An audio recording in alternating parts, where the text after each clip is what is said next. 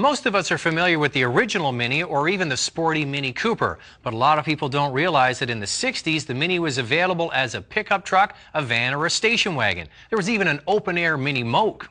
This is a 1965 Austin Mini Traveler, probably the smallest station wagon ever built, or as the British like to call them, an estate.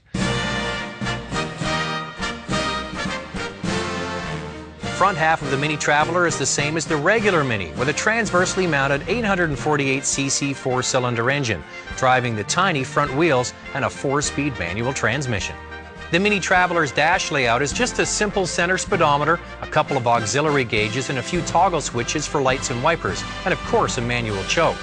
And the front windows are the sliding type, plus there's no radio. The Mini Traveler wagon obviously has a longer wheelbase than the conventional Mini, and around the back there's a couple of swing-out doors to get to the cargo area. As small as it is, the Mini wagon and the even more utilitarian panel vans were often used for commercial delivery purposes, including mail delivery. Now, the benefit, obviously, to owning a station wagon over the conventional Mini is cargo area. You open up the barn doors here, and the storage space is much greater than the conventional car. These guys were ahead of themselves, almost like an SUV of the 60s. There's a low load height here, a very flat floor, plus you can put the back seat down for even more cargo area. Well, a run to 60 miles an hour takes 25 seconds. That's because this car only has 34 horsepower from 848 cc's. The upside to that, though, is the fact that it gets 40 miles to the gallon.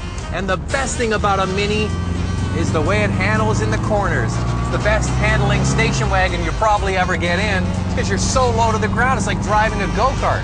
The great thing about this little wagon is it has windows all the way around, so outward visibility is excellent. And I don't know if it's the same case for someone seeing you, though. I wouldn't want to get hit by a big SUV in this tiny little car.